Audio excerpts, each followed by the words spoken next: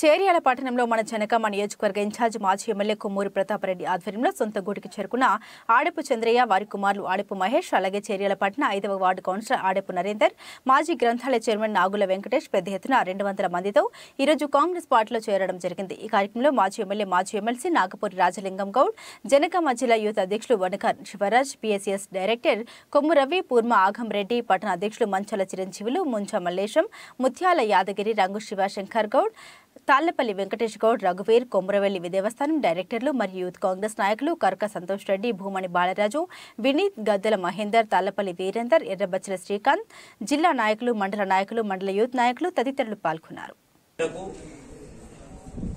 Youth Congress మండల president గా party బలోపేతానికి కృషి చేస్తూ గ్రామ గ్రామాన తిరుగుతూ కూడా కార్యకర్తలను బలోపేతం చేస్తున్న తరుణంలో అప్పటి టీఆర్ఎస్ బీఆర్ఎస్ ప్రభుత్వ పెద్దలు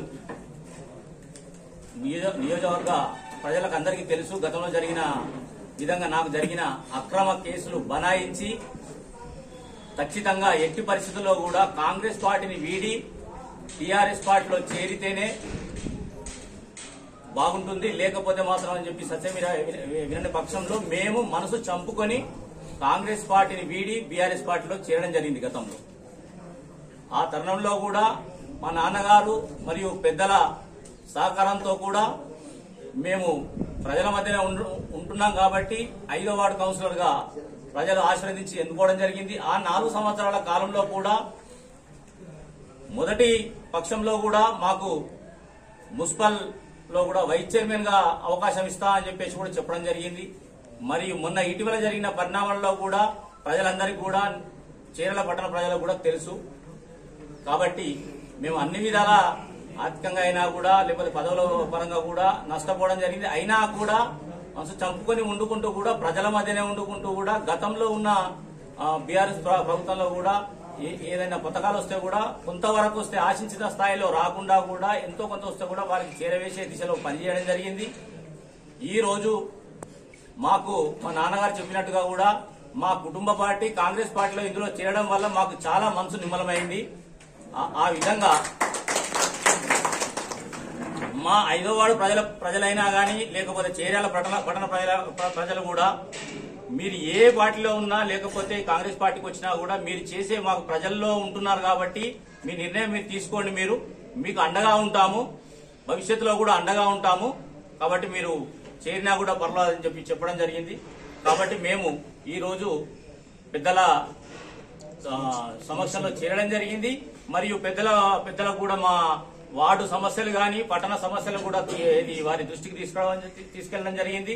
బిడి కాలనీ రోడ్డు గురించి అయినా వారి చిరకాల కోరికను కూడా సార్ దృష్టికి తీసుకుపోవడం జరిగింది. తప్పకుండా చేపిస్తానని చెప్పడం జరిగింది. అలాగే ఈ కాంగ్రెస్ పార్టీతోటే బీసీ నాయకత్వానికైనా బడు బలైన వర్గాలకు కూడా న్యాయం జరుగుతునే నమ్మకంతో ఈ రోజు వారి బ్లెస్సింగ్స్ తో మేము ఈ రోజు ఇక్కడికి ఈ పార్టీలో చేరడం జరిగింది.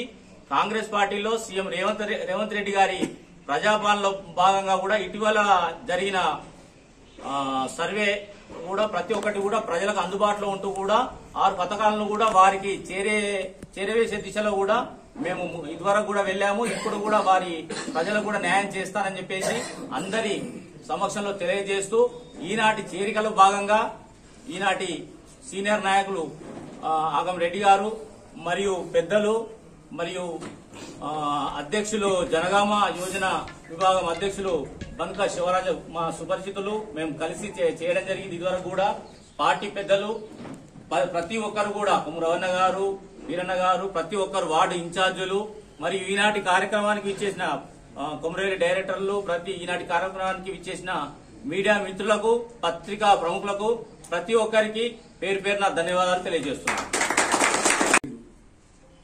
మొత్తం మోసం, దగ, అవినీతి తప్ప ఇంకా వేరే ఏమీ లేదు.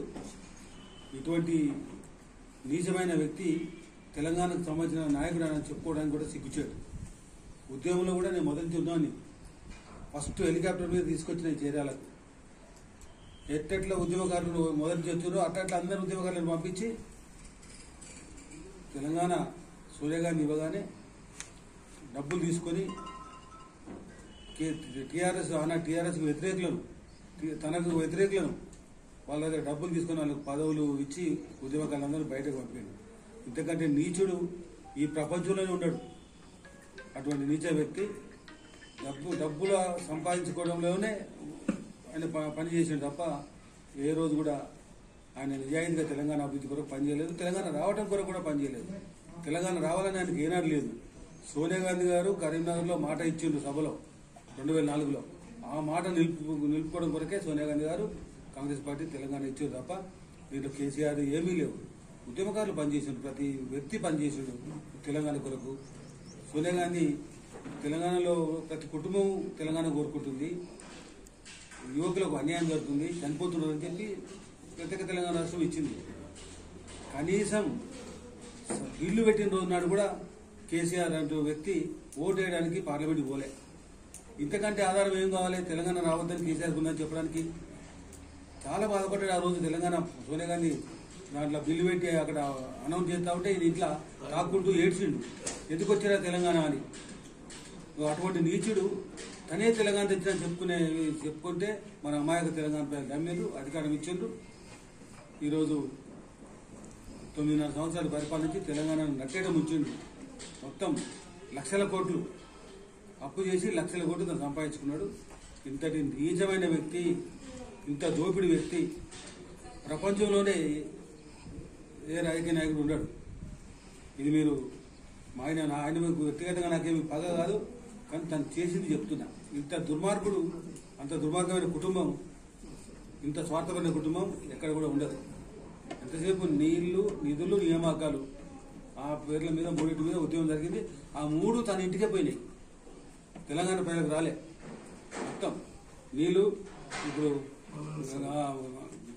గౌరవం కాడ ఏమంటారు ఎర్రవెల్లి కాడ మొత్తం కాలువతోనే ప్రాజెక్టు కొండపోచమ్మ ప్రాజెక్టు మొత్తం తన పొలం పారడానికే పెట్టుకున్నాడు. తన పొలాలకే నీళ్లు పోతున్నాయి.